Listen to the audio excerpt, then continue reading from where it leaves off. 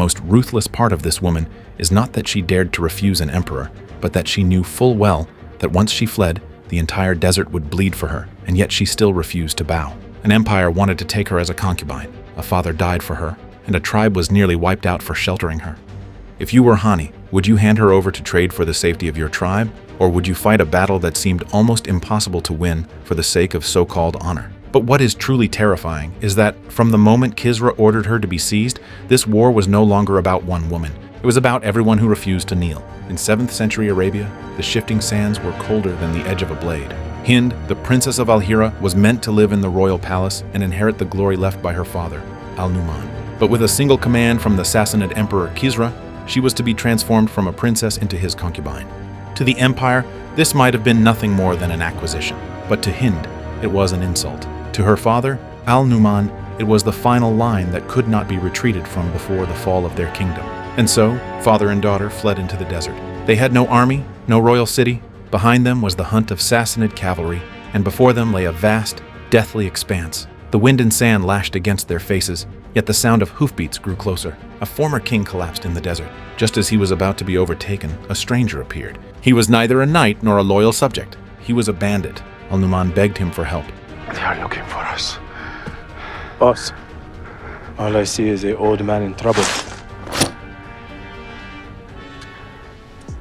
This is yours.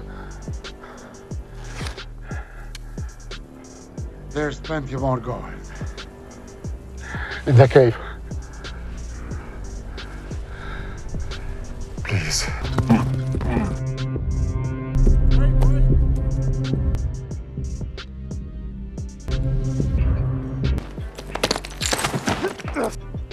Hey, stop! He's helping us. Wait. Those are good mounts, not the mounts of bandits. More like soldiers, assassinated by their armor. So tell me who you are. In time. There's not much of that left. The dagger is worth 10 pieces of gold. I guarantee you 10. That's proud it has pockets. I have gold. Black meat gold. Help us reach the Shebani settlement, and it is yours. The bandit initially cared nothing for who they were. He only saw the gold and cared only for the reward. But the pursuers were already upon them. Sand dunes were shattered by hooves, and the flash of blades pressed in from behind. The bandit cursed the trouble, but his body moved faster than anyone else's. He led them charging through the desert, crossing dunes, bypassing pursuers, and finally brought them to the Banu Shayban tribe. I come in peace!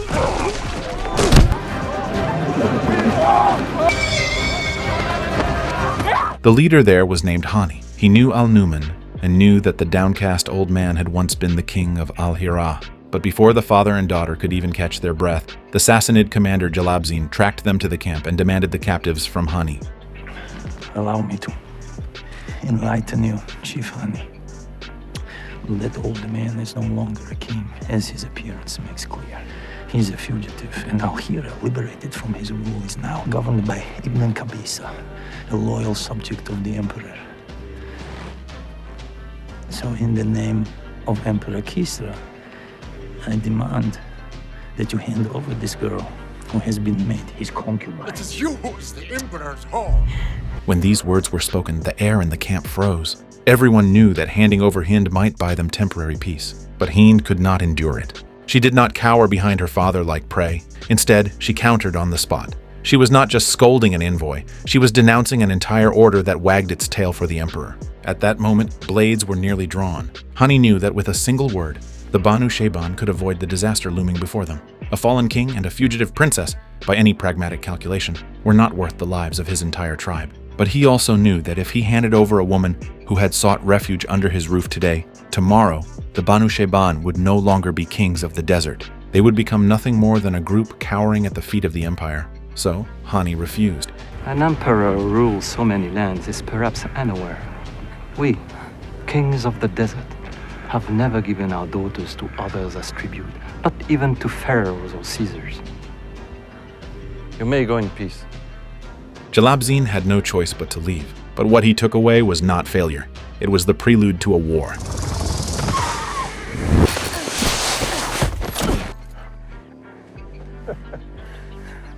Why are you still here? On the other side, the bandit was still searching for Hind to collect his debt. He wanted the dagger, and he wanted the gold. Hind looked down upon him and asked if he possessed no honor. The bandit sneered, saying that honor was for fools and princesses. This sounded like the words of a rogue, yet in this man matters were not so simple. Soon, the Sassanids came to seize Hind again. He could have handed her over to buy his own freedom, or even more gold. But when danger arrived before Hind, he still drew his blade to save her.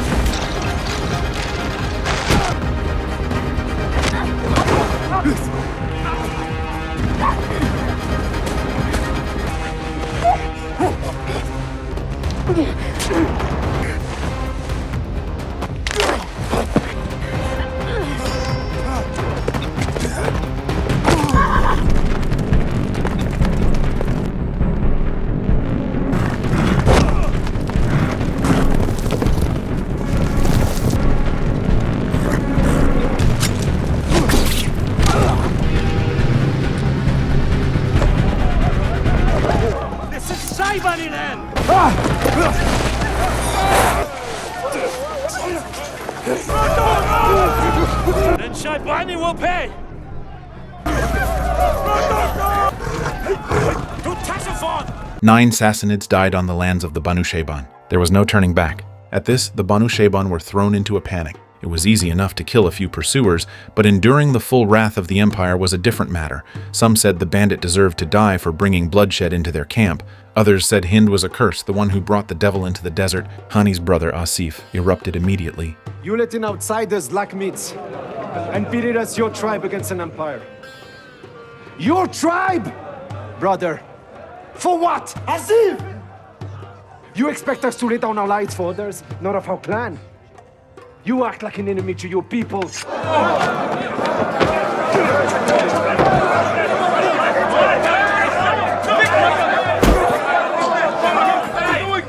Dare you dishonor me? Challenge me again, brother, and it's you who will be banished. Al-Na'man and his daughter will remain with us as long as I am your leader. Is that understood? Is that understood? Hind also began to waver. She asked the bandit why he did not hand her over to the Sassanids. The bandit offered no grand or beautiful words. He only said that the Sassanids were his enemies too. This was no hero's declaration. It felt more like a man who had been wounded and refused to admit that he still cared about anything. That night, Al-Numan looked at his daughter as if he had already foreseen his fate. He told Hind that they might never return to Al-Hira, but if one day he were gone, Hind would become the rightful queen of their people. Hind did not want to hear it. In her heart, her father would always protect her. But the next day, she discovered her father was gone. Your father is gone, Hind. Al-Numan went to see Kisra alone. He was not unaware that it was a death sentence, yet he went anyway. He wanted to use his own life to trade for his daughter's life, for the lives of his tribesmen, and for the final value a king could offer. But Kisra did not even regard him as a king. The emperor had already installed Ibn Qabisa to replace him. In Kisra's eyes, Al-Numan was merely an expired tool, an old man who had fallen from his throne. Al-Numan wanted to preserve his dignity. Kisra, however, would crush even his dignity in death. He ordered Al-Numan to be killed and his corpse to be desecrated, letting the former king remain trampled under the empire's heel, even after death. This is the most terrifying aspect of an empire. It kills people and then strips the dead of their names. It conquers lands and then erases human dignity from history. When Hind learned of her father's death, she did not break down for long, because she finally understood that running away could not buy safety. As long as Kisra lived, and as long as the empire considered her a trophy, wherever she fled would become a battlefield. So she went to find the bandit.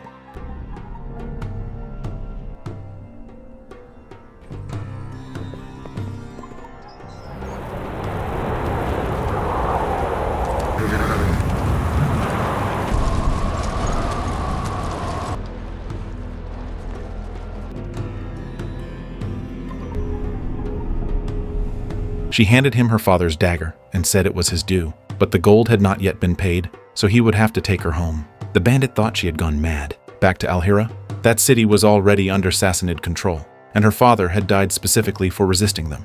To return now was not to restore her kingdom, but to seek death. My father sacrificed himself for me. Now I'm ready to sacrifice myself for my people.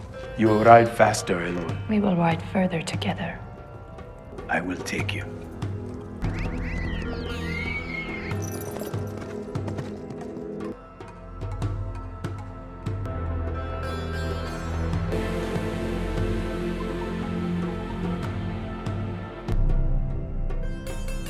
Hind returned to Al-Hira. She did not disguise herself as a refugee, nor did she kneel to beg the old ministers for acceptance. I am Hind bint al-Nu'man, Queen of Al-Hira.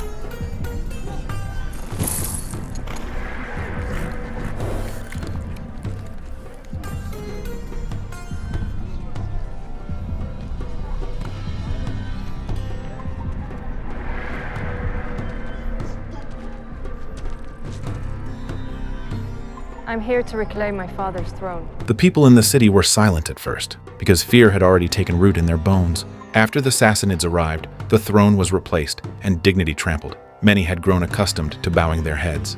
I see no throne, nor any loyal to you.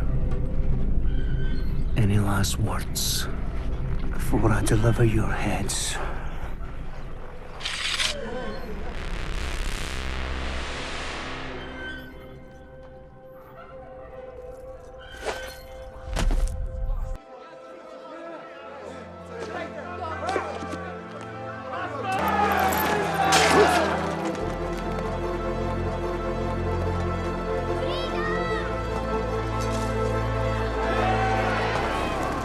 But when Hind tore away the oppression with her own hands, and when those who were imprisoned, driven out and humiliated, rose up once more, Al-Hira finally began to respond to her. She did not become queen through a crown. She became queen by returning to the most dangerous place and telling everyone, "I am still here."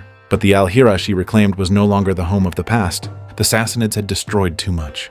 The city was in ruins, the people were scattered, and her father would never return. When Hani saw Hind again, he understood that this girl was no longer just a guest in need of protection. She was a queen. Hani was willing to stand by her side, not out of pity, but because he finally saw that Hind had turned her own fate into the shared fate of all the tribes. Hani told Hind that he had moved the Banu Shayban to Dhikar. Hind had no time to hesitate. She had to lead the people to the oasis of Dhikar. There was water there, and mountains, and the chance for one final stand. Soon after, other tribes began to arrive. The Banu Ghanim came, the Banu Kanana came, and the Lakhmids came. But tribal unity was never as simple as a passionate slogan. Hatreds had festered between these desert people for generations. Some had rejected each other's fathers, some had stolen each other's camels, and some found the very act of sitting by the same water source a disgrace. The leader of the Banu Kanana, Ibn Wa'il, looked at Hind, his words filled with condescension. Ah, the Emperor's prize. I can accept her being with us. I will lead us all into battle. We welcome you and the Khalifa, but not your leadership. My ears must be dirty. Do you understand what you're saying, child? Yes. Advice and counsel. Naturally. This girl, Chief Hani? I have refused an emperor. Must I also refuse you? These words silenced everyone, because she was not speaking out of arrogance, but of fact. She had already proven with her father's death, the blood of her city, and her own flight that she was not anyone's prize. She was the banner in this war that could not be taken. You have the desert in front of you, and the ocean behind. You're trapped. There is no escape from what you will face. To win a battle, you need an army. I don't see an army here. To win this battle, you need tactics, good position, well supplied, with water. The oasis. The oasis at Dhikar is where we will face them. An oasis!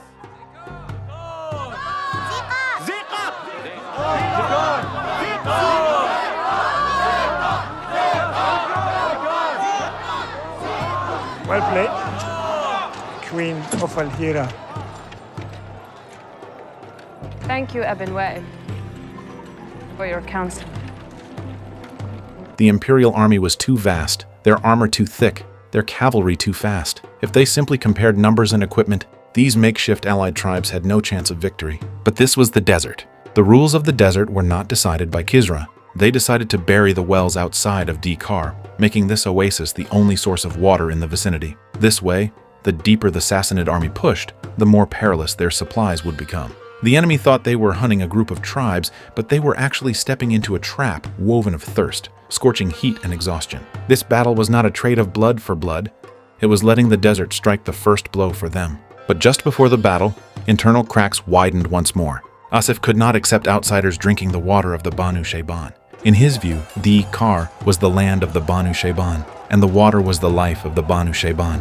Now, Hani was going to share it with the Banu Kanana, the Banu Ghanim, the Lakhmids, and even those who had once plundered each other. He thought Hani had gone mad. For the sake of a Lakhmid woman, for the sake of a dead king, and for the sake of so-called honor, Hani was pushing the entire tribe toward death. Hani tried to persuade him.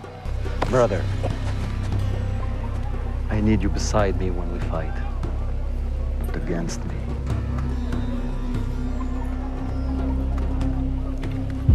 But Asif had already made his choice.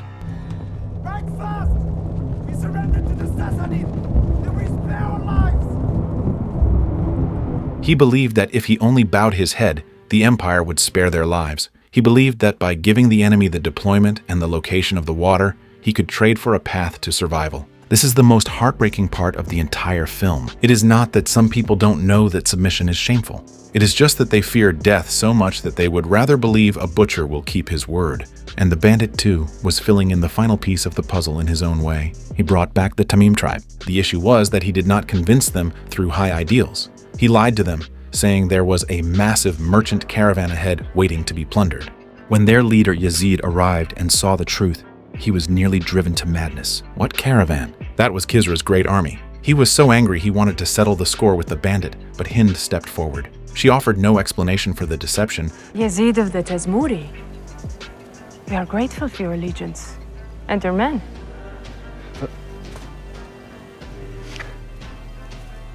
It was nothing. It's an honor to meet you, Hind bint al-Nu'man.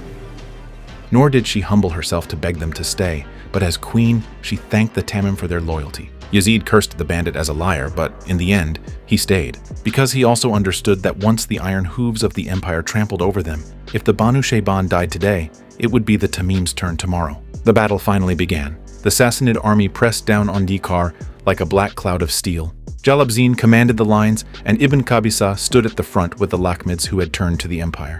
Hind saw this usurper and called out to him directly. You're no king! I am your queen! I will forgive you and all other Lakhmids if you write to us and fight alongside your true people!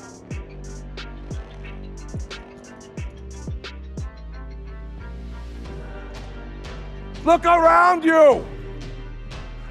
You are outnumbered 4-1!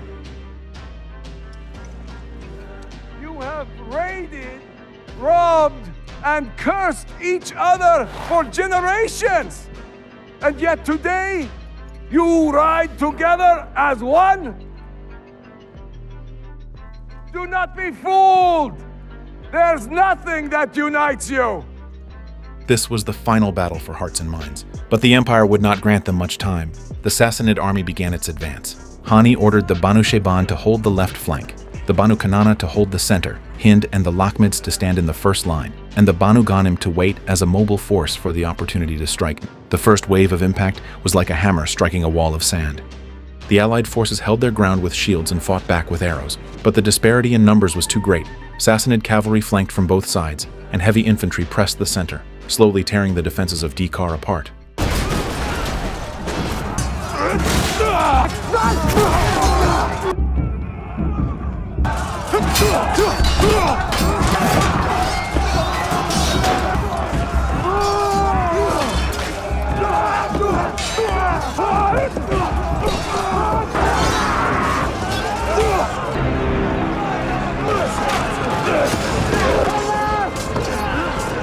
Some fell, some retreated, and some cried out that they could hold no longer. This was not a victory of easy exhilaration.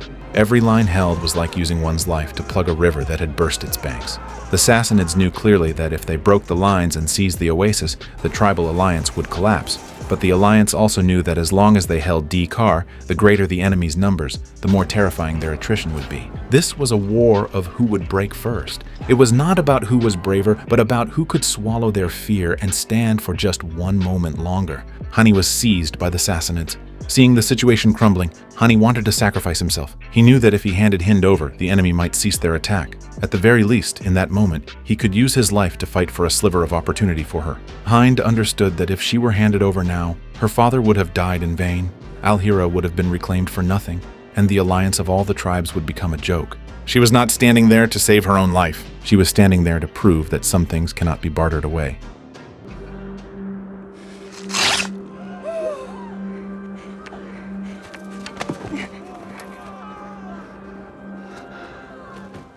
No! Ali! Withdraw! Faces! Withdraw!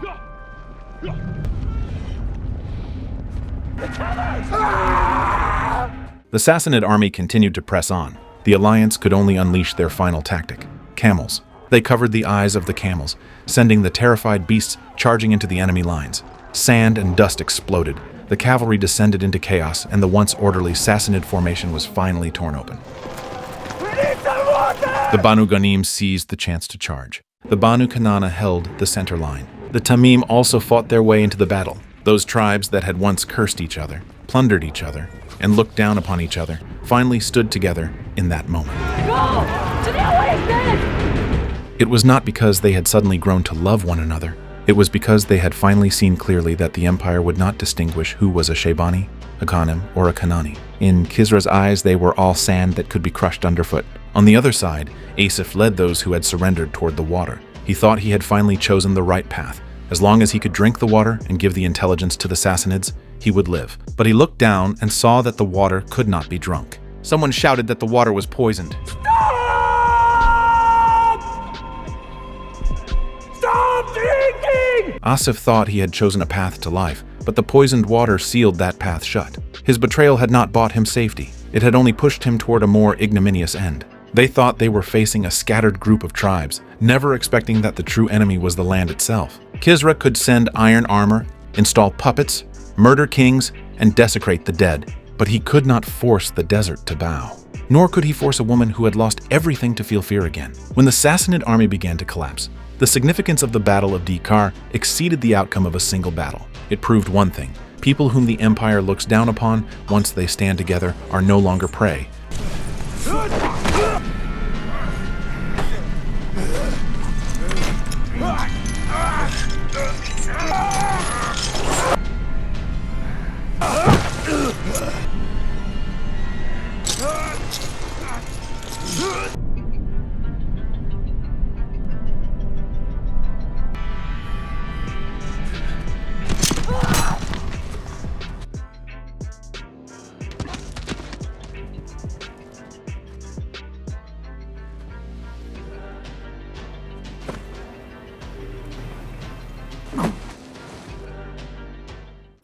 After the battle, the desert sands settled. Hind had survived. She was no longer the princess protected behind her father, nor was she the concubine in the words of a Sassanid emperor. She was a queen, acknowledged by the desert after enduring exile, the loss of her father, the reclamation of her city, the forging of an alliance, and the fires of war. But the bandit did not remain. This man who had once known only gold had walked the most dangerous road with her, and once everything had ended, he mounted his horse, prepared to leave. Hind asked if they would meet again. He made no grand, beautiful vows, saying only that he hoped to see her once more. That was enough, because some people do not meet to possess one another, but to pull each other from the dust when fate is at its darkest. He chose her, and in doing so, he chose the honor he had lost so long ago. Hind offered him her blessing. He rode away, leaving behind the Dhikar that had been washed by blood, the tribes that had risen once again, and the place where a queen truly began. The most moving part of this film is not how a princess transformed into a warrior, but that it placed the word honor into the most brutal of choices. Handing over a woman could buy a temporary survival. Betraying a brother could buy a brief moment to breathe. Bowing to the Empire seemed much smarter than dying in the desert. But if everyone thought this way, there would be no more homes, no more kings, and no one left to remember why they once stood tall to live. And so, Hind had to refuse. Hani had to protect. The bandit had to return. Those divided tribes had to see each other's faces for the first time by the water of Dhikar. Because by the end of this battle, the blades were no longer hacking at the enemy, but at that flicker in everyone's heart that wanted to kneel and beg for life. If it were you, standing in that desert, would you hand Hind over to trade for the safety of your tribe, or would you fight alongside her until the end of a battle that was almost impossible to win?